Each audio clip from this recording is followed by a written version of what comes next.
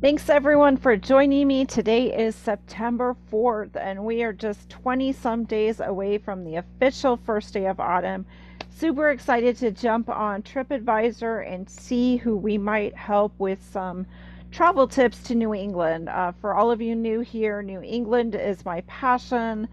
I've been going back to experience autumn specifically for 20 years. I hate to say that number, but I just love New England in autumn. I think it is a must go place. We're blessed to have it here in the United States, and there's a lot to see and do there. And it is the high season, so it can be expensive, no joke about that. But maybe there are some ways that you can save some money, go with a group, get some friends, share some expenses that way. So without further ado, let's hop on over to TripAdvisor, which you can see is open on my screen. I like to just go on here and see who I can help out, only because I know a lot of these people, they don't dig far into the internet. A lot of these things are out there if you do some hunting. There's some great websites, places to find answers.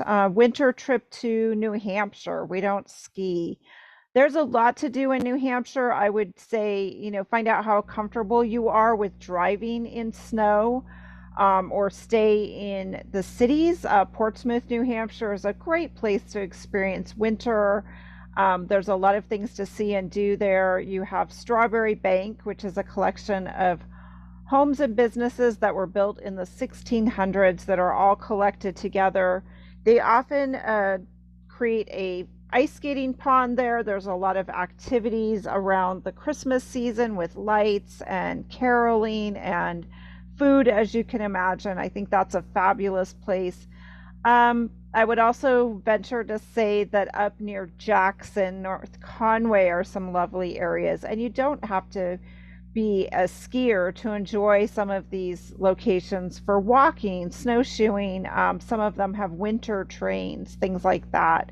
So definitely consider that. Just think carefully about driving, if things are easily accessible, about off roads that are going to be plowed. Also, give some thought to a backup plan. What if your flight gets delayed as far as lodgings are? Are the lodgings flexible? Can you make alternate plans? So those are some things I always would take care to think about. So back over to New Hampshire, there's actually a whole New England forum. So let's go down to the New England forum here and see what questions we can answer in the next 30 minutes. So we've got Boston to Bar Harbor. There's a lot of places to overnight.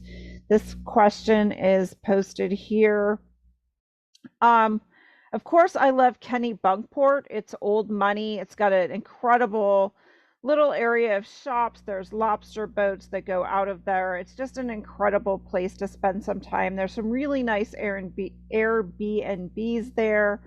If dinner is a place that you can save money, there's a lot of lobster shacks. There's also a lot of places that you can order at the window, sit on a picnic bench if the weather's nice, or take it back to your Airbnb. Honestly, do your homework. Some of the Airbnbs are quite affordable.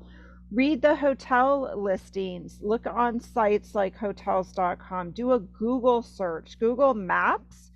Open up that area and then just put in hotels, lodgings, and the little dots that pop up. Sometimes those are mom and pop owned places that don't always have budget to be on more expensive websites. So you do have to do a little bit of hunting. The other thing to do is contact the local chamber of commerce in these areas if it's a place you really want to stay. Look at towns just outside of the coast or a little bit inland. They're going to tend to be a little bit cheaper. They want one night along the way. There are lots of places. Trying to think, there's a place, I want to say it's Bath. I love Bath, Maine. I think there's a lot to see there. There's the shipbuilding where you can take a tour.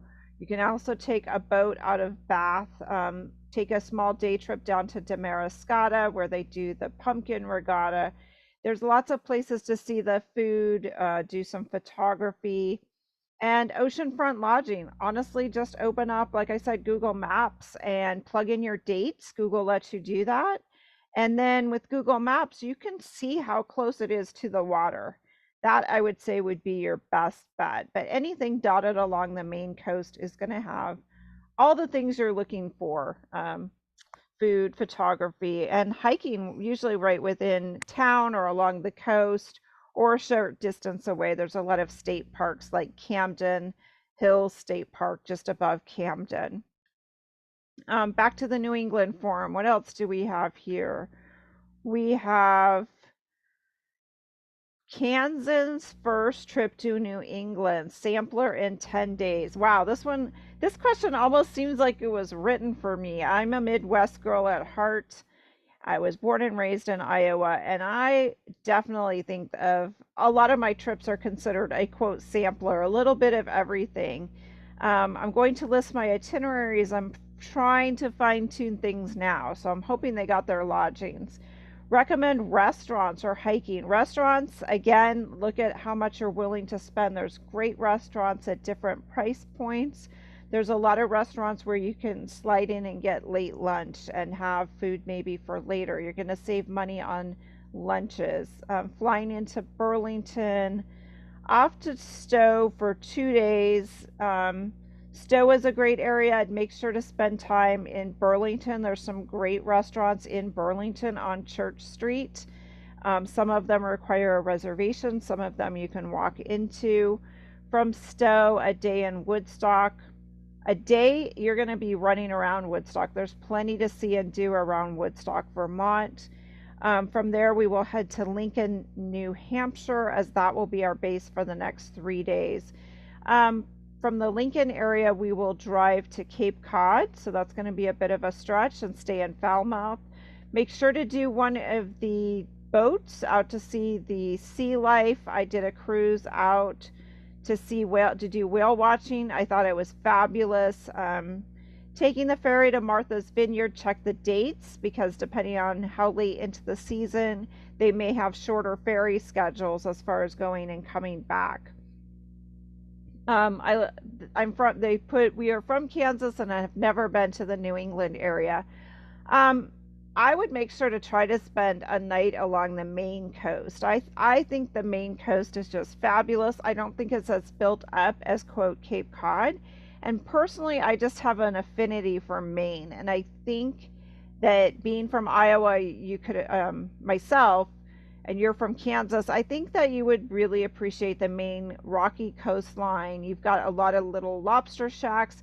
I mean, there's just so much to see, and you can get so close to the water. I kind of feel like Cape Cod and that area down there, it's kind of built up, and I was a little bit disappointed when I was there a summer or two ago, and driving the road, I wasn't able to see or get down to the beach without a lot of difficulty. That it's a lot of private property along that area, I felt like. Whereas Maine, I just felt like there was a lot more opportunities to get close to the water, get to the beaches, do the coastal walks, take a little boat out, and it's not that far if you're doing New Hampshire, if you're doing the Kank, Route 112, which I think is an absolute must in autumn.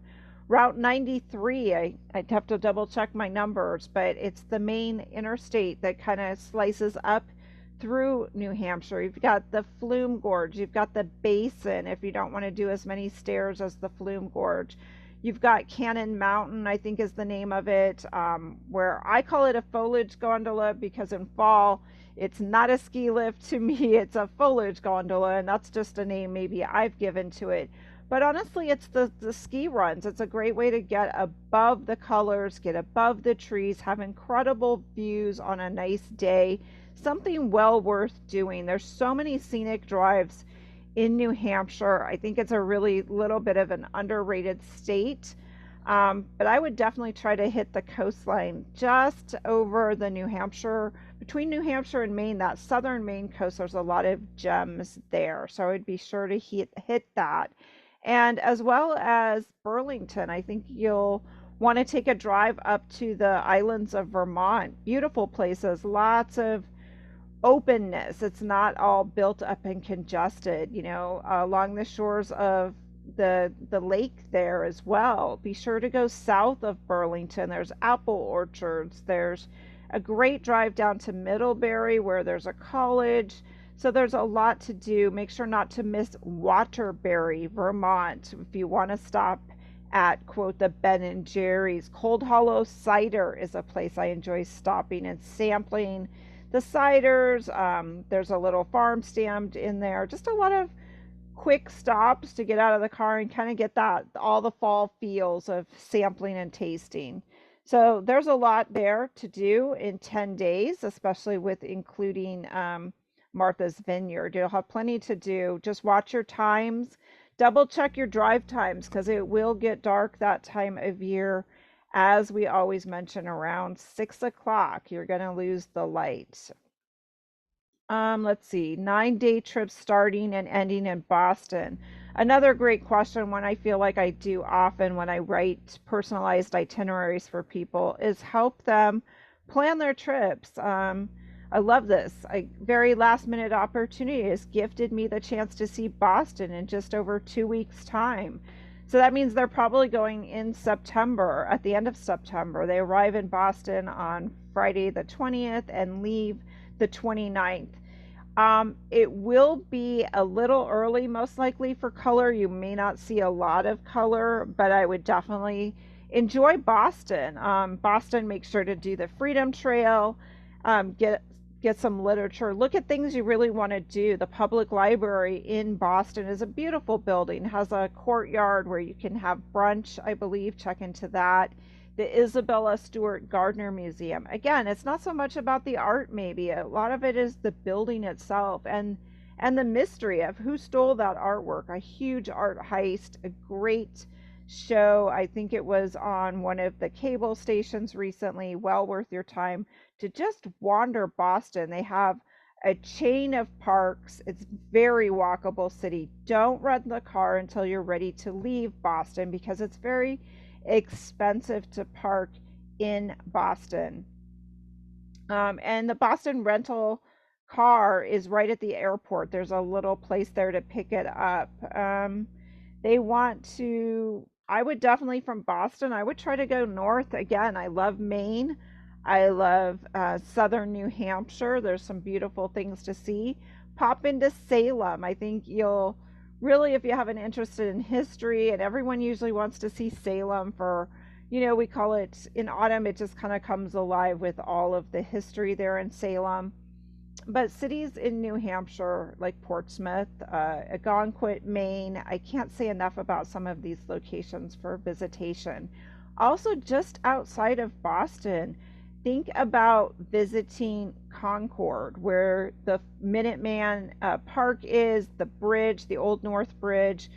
There's also Wayside Inn, which go there for brunch, just go to that property. Henry Ford rebuilt, put a colonial church in there, a historic mill. It's just a really nice gem place to stop for lunch, to explore for a few hours. And then Concord is right nearby, and Louise May Alcott of Little Women, her home, one of her homes is there. So there's a lot to see and do in Concord as well, walking around, places to eat. I think you'll enjoy a lot of the scenery, and you will be probably a little early for fall color unless you're willing to venture from Boston, hit the interstate and try to hit yourself north.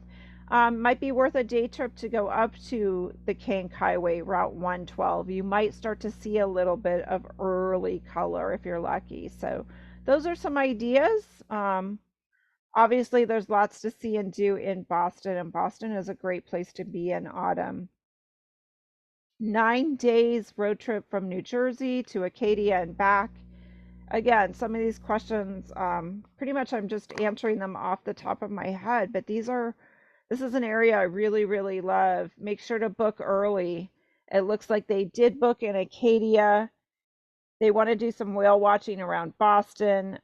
Check the reviews. Stellwagen Bank is the area that I went to, and you'll want to look at how far that is. And I think that's, again, you're taking one of those ships from the Cape Cod area. and I'd have to go look at my notes to know exactly which city that was, but that's one of the best whale watching excursions. I've seen pictures recently on the internet where they're really seeing a lot of activity out there, and hopefully you'll get the same. Portsmouth, again, great choice. Portland, Maine, wonderful choice. Be sure to take Route 1, US 1 up the Maine coast so you can stop, get out of the car, stop along the beach. York, Maine, historic. There's the Long Sands Beach area where you can get out, plug some money into the parking meter, and just sit and watch the waves. Stop and pick up some lobster. Up at Nubble Light, there's a little place called Foxes where they have really good blueberry pie and great lobster rolls. So there's a lot of tips for a lot of travelers going to New England. Pick up the new Yankee magazine. I think they did a stunning job on the cover. If you're not familiar with Yankee, it's a great resource for all things fall. This is the cover, and this is April with your photo travel guide, Self-Drive New England. Hop on a phone call. Let's chat. Let me give you some pointers as I've done with just going on to TripAdvisor tonight. Thanks, guys. Have a great weekend.